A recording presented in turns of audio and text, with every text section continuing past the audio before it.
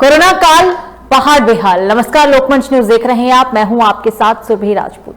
Corona महामारी का कहर लगातार जारी है। उत्तराखंड में लगातार कोरोना के मामले बढ़ते ही जा रहे हैं। आपको बता दें कि बीते 24 घंटे में कोरोना के प्रदेश में 3000 से भी ज्यादा मामले सामने आए हैं। 100 से भी ज्यादा लोगों ने कोरोना की वजह से अपनी जान गंवा दी है। संक्रमण की बेकाबू रफ्तार है। हालांकि उत्तराखंड के अंदर मौत का आंकड़ा ज्यादा बढ़ा है। आपको बताते चले कि एक राहत की बात उत्तराखंड के लिए यह है कि जो मामले अभी तक 6000 7000 रोजाना दर्ज किए जा रहे थे, अभी ये मामले तकरीबन 3000 साढ़े 3000 के लगभग सामने आ रहे हैं। लेकिन फिर भी जिस तरीके से पहाड़ों में भी कोरोना ने दस्तक दी है और ऐसे में ब्लैक फंगस का भी खतरा बढ़ा है, ब्लैक फंगस के भी मामले सामने आए हैं, ऐसे में उत्तराखंड सरकार की जरूर चिंता को बढ़ा दिया है।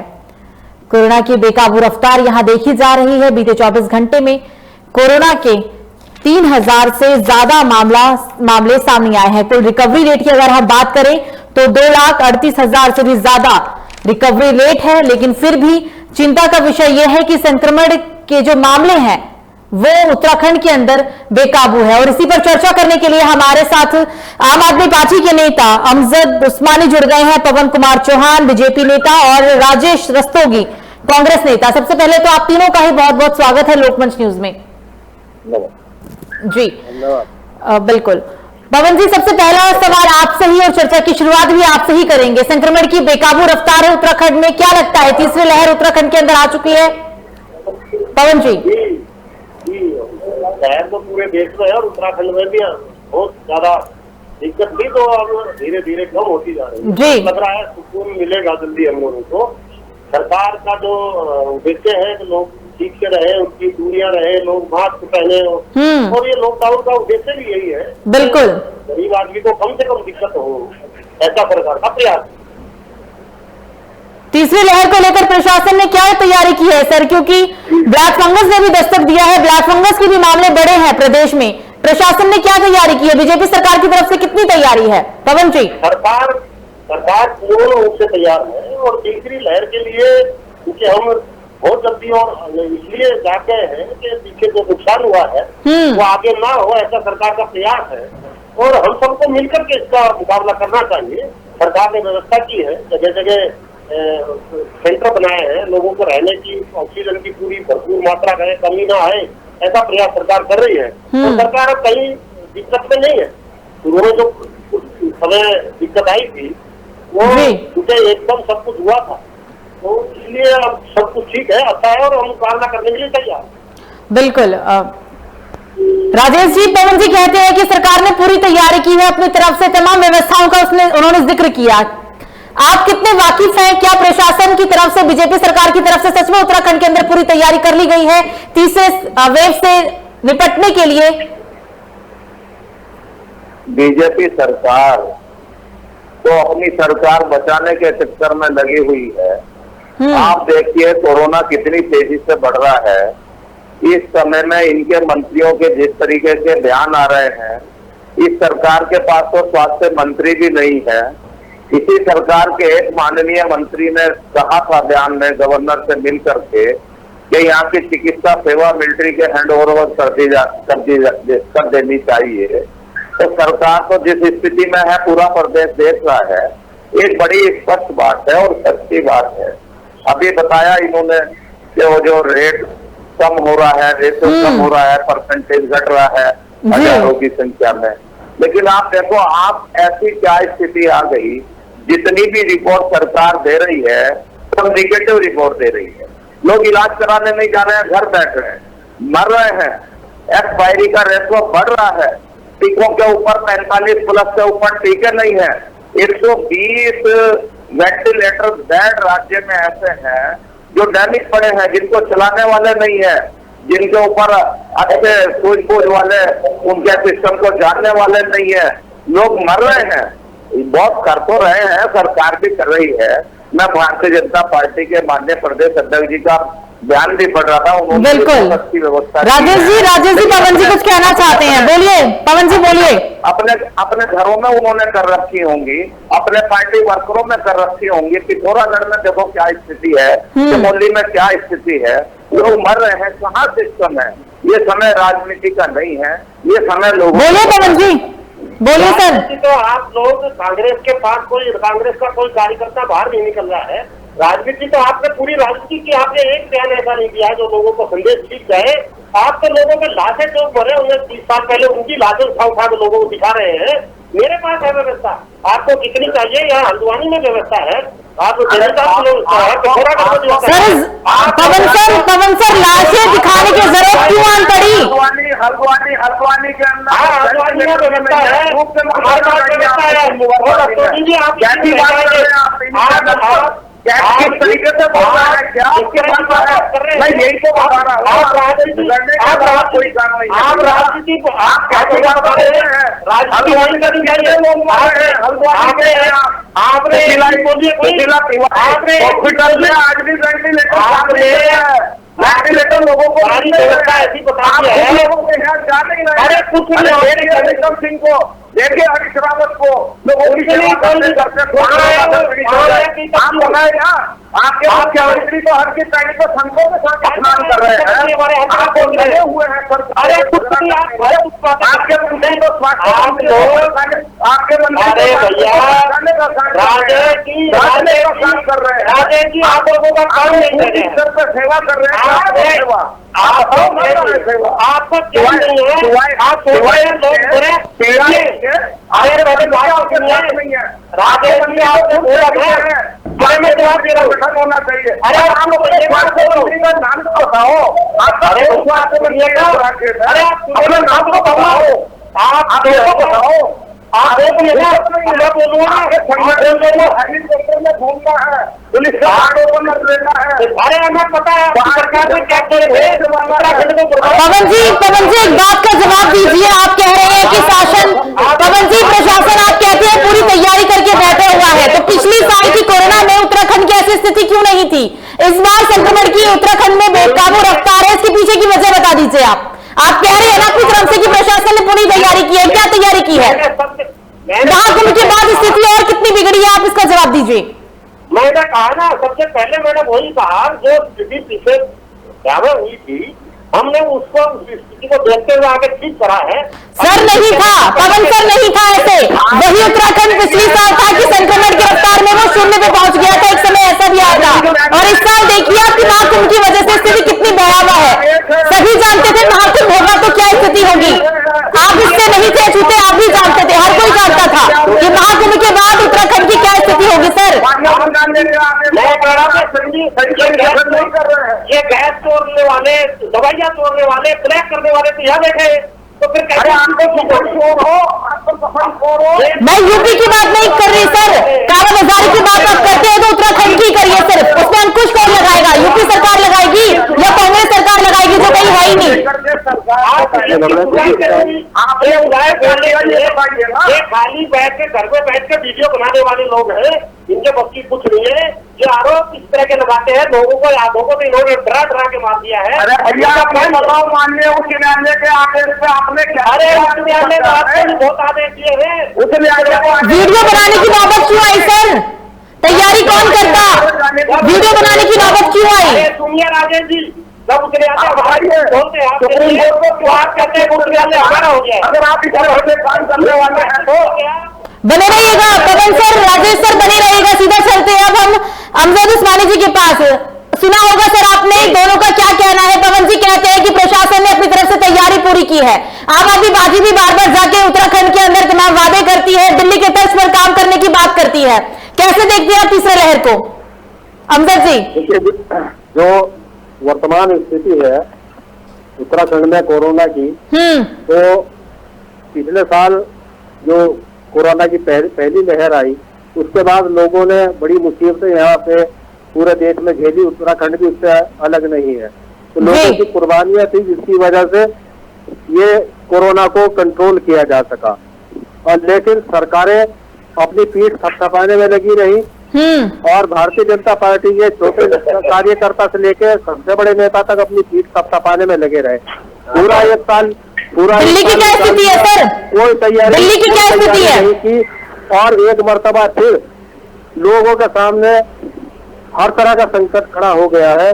जान माल का पूरा संकट है, लोग मर रहे हैं, अस्पतालों में जगह नहीं है। अमजद जी, दिल्ली में लोग नहीं मर रहे, आप उत्तराखंड की बात करते हैं। दिल्ली में तो आपकी सरकार है, दिल्ली में लोग क्यों मर रहे हैं? दिल्ली में स्थिति ऐसी क्यों है कि सरकारी अस्पताल में कोई इलाज की व्यवस्था नहीं मिल पा रही है? दिल्ली, अमजद जी दिल्ली की बात पूछ रही हूँ मैं आपसे। आप उत्तराखंड में व्यवस्थाएं क्यों असफल है उसको गिनवा रहे हैं। आप दिल्ली की बता दीजिए, दिल्ली में स्थिति ऐसी क्यों है? दिल्ली में तो आपकी सरकार है सर।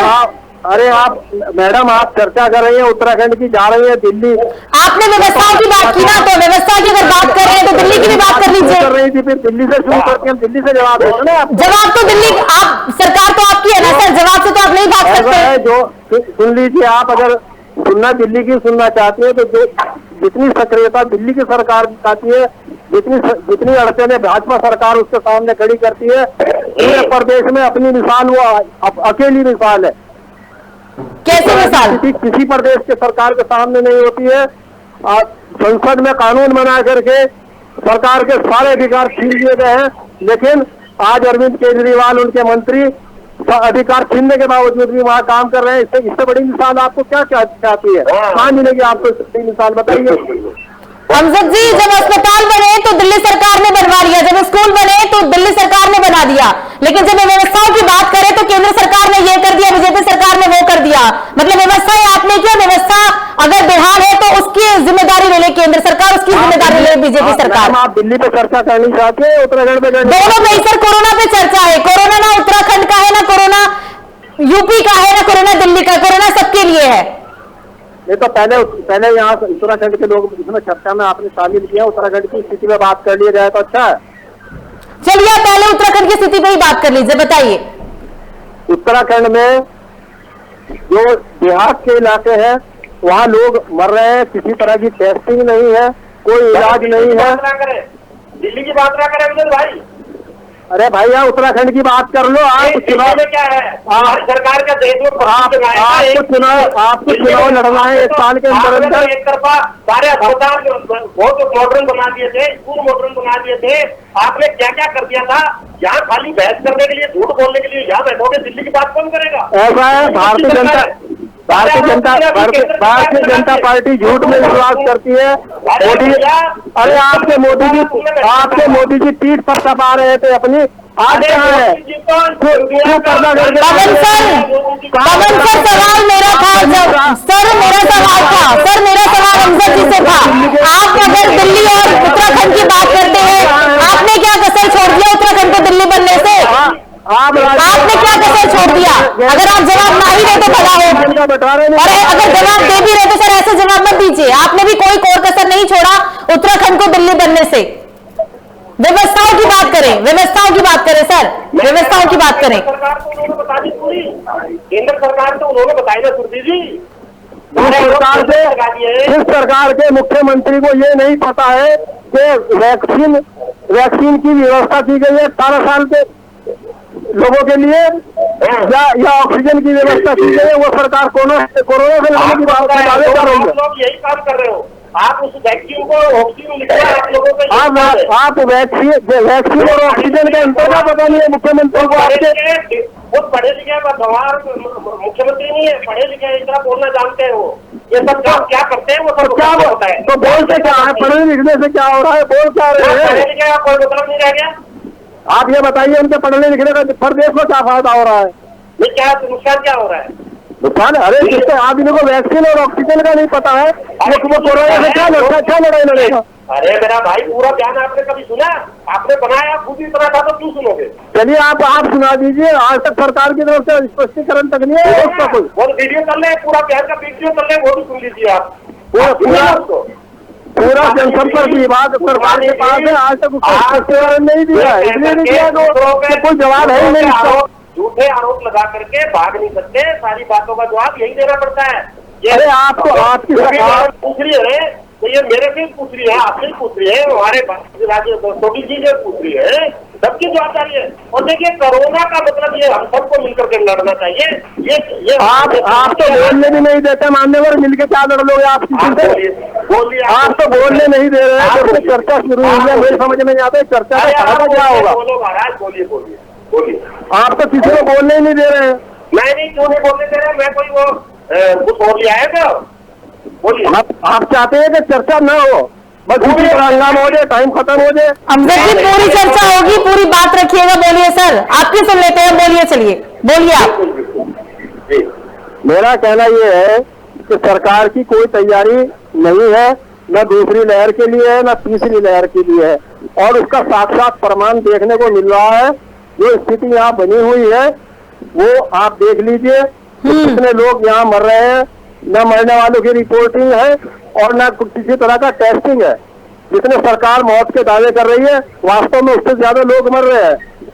आप इसको स्थानीय निकायों में, ग्राम पंचायतों में डेथ टोल जो रजिस्टर्ड हो रहा है उससे कल्पना उसका करके देखिएगा, आपको पता लग जाएगा कि स्थिति कितनी खराब है यहाँ की। राजेश जी आपने पवन जी को भी सुना, आपने अमजद जी को भी सुना। अब आप बोलिए, आप दोनों की बातों से कितना सहमत है? आपने दोनों को ही सुना। एक दिल्ली की बात करने से बचते हैं, दूसरे उत्तराखंड की व्याख्यान करते हैं व्यवस्थाओं की। बताइए। मुख्यमंत्री जी की बात को तोड़ मरोड़ करके प्रस्तुत करने का सवाल है। मुझे कहने में कोई हिचक और झिझक नहीं है। मुख्यमंत्री जी बहुत अच्छे इंसान है, बहुत पढ़े लिखे हैं, बड़े शरीफ भी हैं, और उनकी शराफत का फायदा उठा के उनकी वीडियो के साथ किसी ने चाट की होगी। लेकिन माननीय प्रधानमंत्री जी के खिलाफ किसी ने फोटो दिल्ली में चिपकाए थे तो उनकी अरेस्टिंग हुई, जेल गए, मुकदमा दर्ज हुआ। इसी तरीके से यहाँ की सरकार को भी ऐसा करने वालों के खिलाफ मुकदमा करना चाहिए। दूसरी बात, हमारा कोरोना मेन मामला है, हम सबको मिल करके राजनीति से हट करके उसको झेलना चाहिए, उसको फेस करना चाहिए।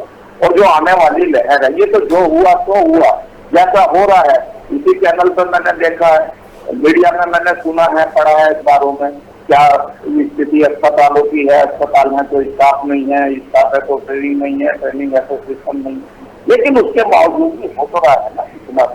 तो हम सबको मिलकर के इसको गंभीरता से लेना चाहिए और अच्छा परिणाम आना चाहिए। जो तीसरी लहर आने वाली है, जिसके लिए पूरा देश चिंतित है, माननीय प्रधानमंत्री भी चिंतित है, माननीय सोनिया गांधी जी भी चिंतित है, हमारे उत्तराखंड के चीफ मिनिस्टर साहब भी चिंतित है, हमारे प्रदेश के अध्यक्ष विक्रम सिंह भी चिंतित है, और भाई साहब आम पार्टी के जितने भी नेता हैं वो सब चिंतित है। उसके लिए वातावरण बनाना चाहिए। और मैं एक बात ये बतानी चाहूंगा अपने दोनों नेताओं से भी, ठीक है, हमको अपनी बात कहने का मौका मिलता है। मैं गांवों में जाता हूँ, वार्डों में भी घूमता हूँ, सेवा दल का अध्यक्ष होने के नाते पहाड़ पे ज्यादा जाने का मौका मिलता है। गाँव के लोग मास्क का इस्तेमाल नहीं कर रहे और मास्क लगाना बहुत जरूरी है। और इसके लिए प्रचार प्रसार इसीलिए सभी डाल रहे हैं, हमारी कांग्रेस पार्टी के अध्यक्ष के नेतृत्व में भी हो रहा है, पट भी रहे हैं, बीजेपी वाले भी कर रहे हैं। लेकिन उस ग्राउंड पे, जिस ग्राउंड पे जरूरत है, गांव के अंतिम छोर तक मास्क का यूज करें। आप भी गांव में अपना कैमरामैन और टीम लेकर के जाएंगे तो आज हमें दिखाई देगा, तो वो अधिकारी स्तर पर, पार्टी स्तर पर, सरकारी स्तर पर कैसे उसका बचाव हो। और जो ये तीसरी चर्चा कर रहे हैं, मैंने तो उसको झेला है। मेरी एक बच्ची है, उसका भतीजा मुरादाबाद से आया था 3 महीने का, 15 दिन हरिद्वार में रहते हुए थे। उसको 3.5 महीने का बच्चा था, थोड़ा सा बुखार हुआ, हॉस्पिटल ले गए, हॉस्पिटल वालों ने कहा जोली ग्रांट ले जाओ, रास्ते में एक्सपायर हो गया। पता चल के कोरोना के कारण एक्सपायर हो गया। तो ये बड़ा गंभीर चिंता का विषय है। आने वाला जो समय है वो बड़ा खराब है, उसे कैसे निश्चित बच्चों के लिए सिस्टम लगाएं, बच्चों के लिए। बिल्कुल, 1.25 महीने में 16,000 से भी ज्यादा कोरोना संक्रमित बच्चे, बहुत फैलने वाला है। बिल्कुल, छोटी मोटी बातों को छोड़ करके, और उसके लिए कांग्रेस पार्टी, मैं जिम्मेदारी के साथ कह रहा हूँ, पूरी कांग्रेस पार्टी और हमारा कांग्रेस सेवा दल माननीय मुख्यमंत्री जी के साथ हर तरीके से करता है। पवन जी कुछ कहना चाह रहे हैं? जी बोलिए। बिल्कुल, मैं राजेश भाई जी, देखो हम कहते हैं ये समय लड़ने का नहीं है, ये समय आरोप प्रत्यारोप का नहीं है। लेकिन मेरा एक निवेदन है, ये हमारे अभी उस्मान अमजद भाई हमारे बात कर रहे थे, मैं ये कहना चाहता हूँ, अमजद भाई आपने वैक्सीन लगवाई है? जी। मैं पूछना चाहता हूँ आपसे, मेरा निवेदन है। जी लगवाई है। एक ही लगी, दोनों लग गई?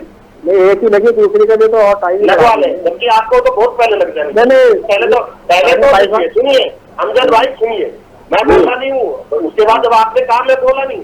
मेरा एक निवेदन है, ये जो पगरबाज की बातें फैलाई जाती है, कह रहे थे ये भाजपा की वैक्सीन है, नहीं लगवाएंगे, कोई कह रहा था कि हमको इसमें तो फला मिला दिया, ऐसा नहीं लगवाएंगे, कुछ लोग कुछ टिप्पणी कर रहे थे, कुछ लोग कुछ टिप्पणी कर रहे थे। ये समय इसीलिए खराब हुआ, इसलिए पवन जी जब सब टिप्पणी कर रहे थे तो उस वक्त बीजेपी क्या बंगाल और बिहार का किला फतेह करने में लगी हुई थी? जी, बीजेपी अकेले नहीं थी, सुरभि भी बीजेपी। मेरा एक और निवेदन है, देखो वो बात इन्होंने नहीं कही तो मैंने भी नहीं कही है, लेकिन मैं तो पूछूंगी सर, सवाल तो होगा मेरा तो सवाल है आपसे कि जब सभी ये सोच रही थी कि ये बीजेपी की वैक्सीन है तो ये सपा की वैक्सीन है तो ये कांग्रेस की वैक्सीन है, तो उस टाइम बीजेपी ने क्या किया?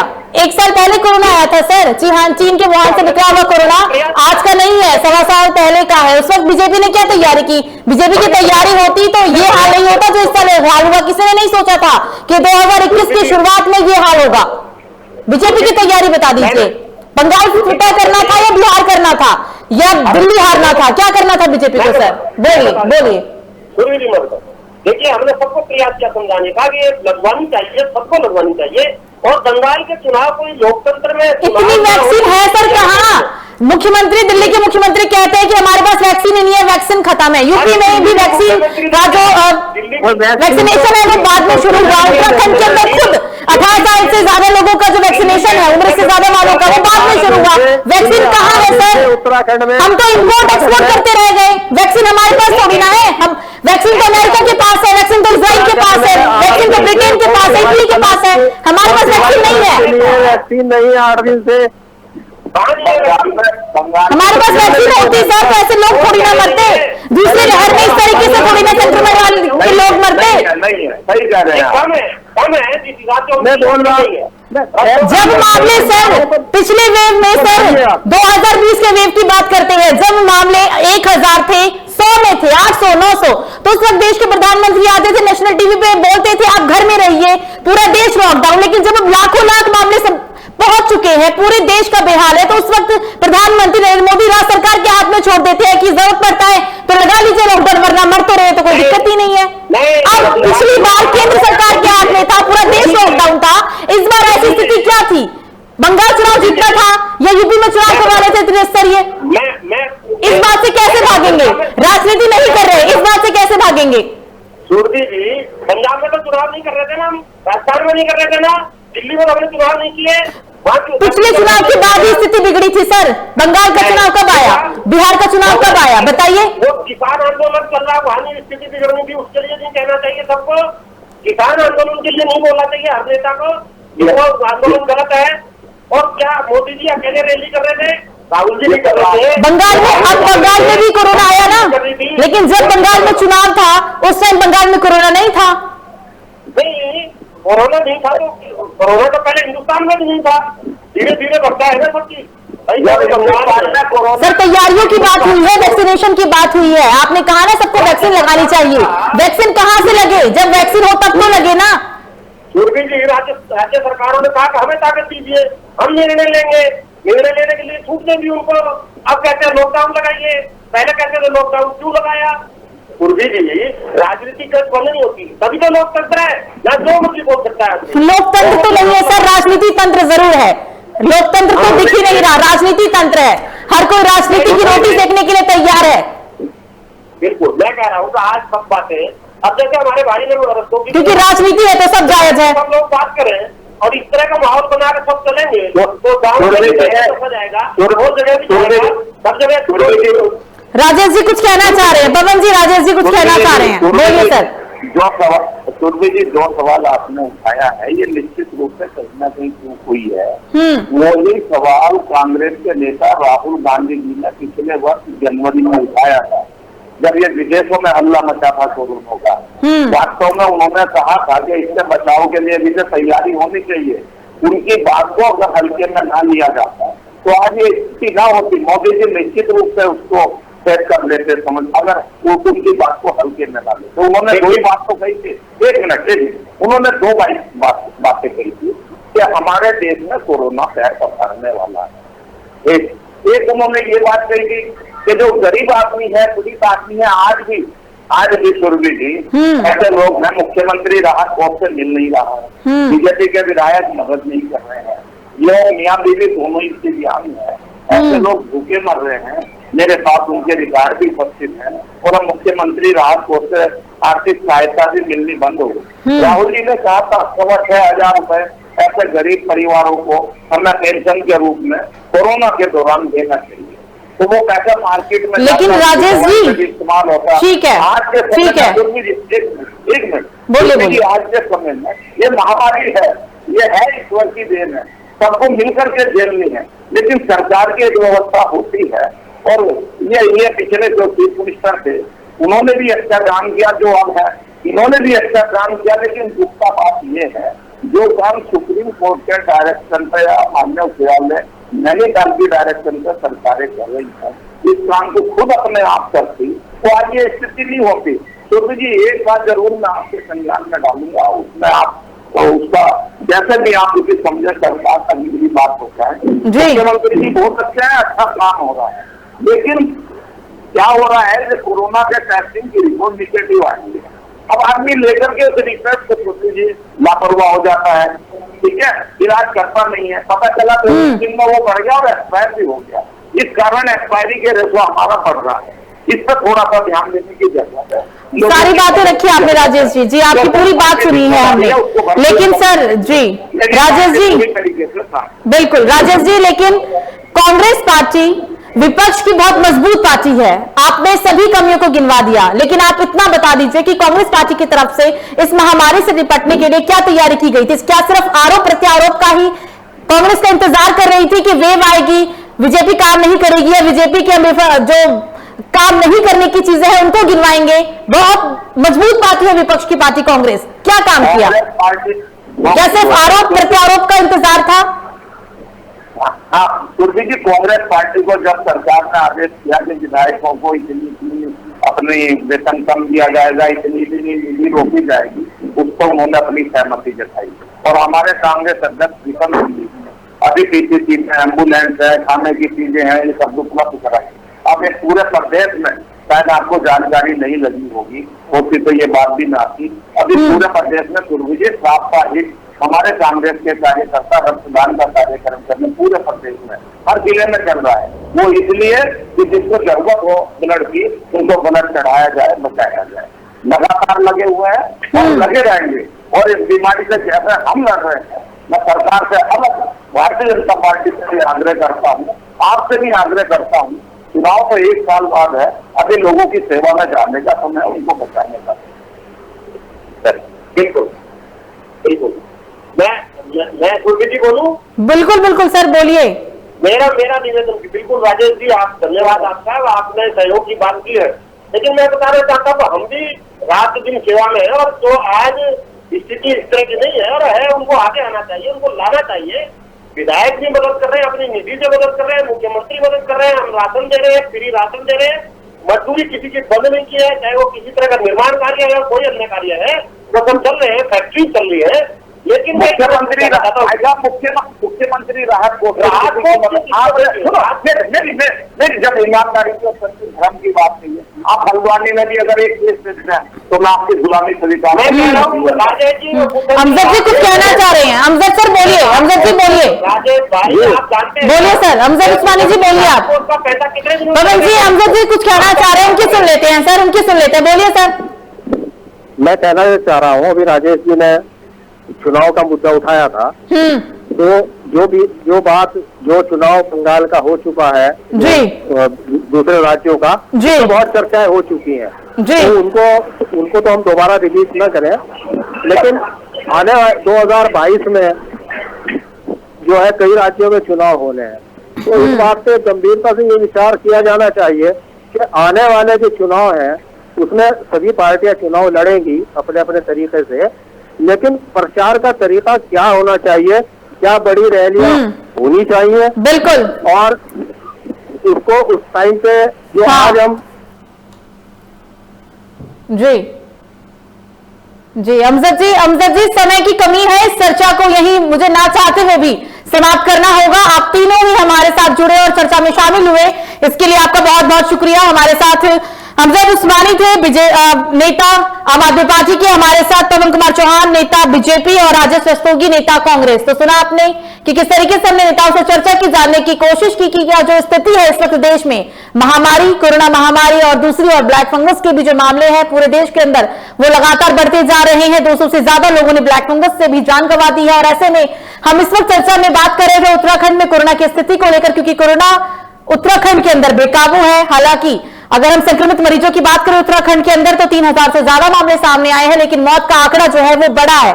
और सबसे बड़ी और हैरानी की बात यह है कि सवा महीने में सिर्फ 16,000 से भी ज्यादा लोग, बच्चे कोरोना संक्रमित हुए हैं। फिलहाल अभी के लिए मुझे दीजिए इजाजत। लोकमंच न्यूज पर खबरों का सिलसिला जारी रहेगा। नमस्कार।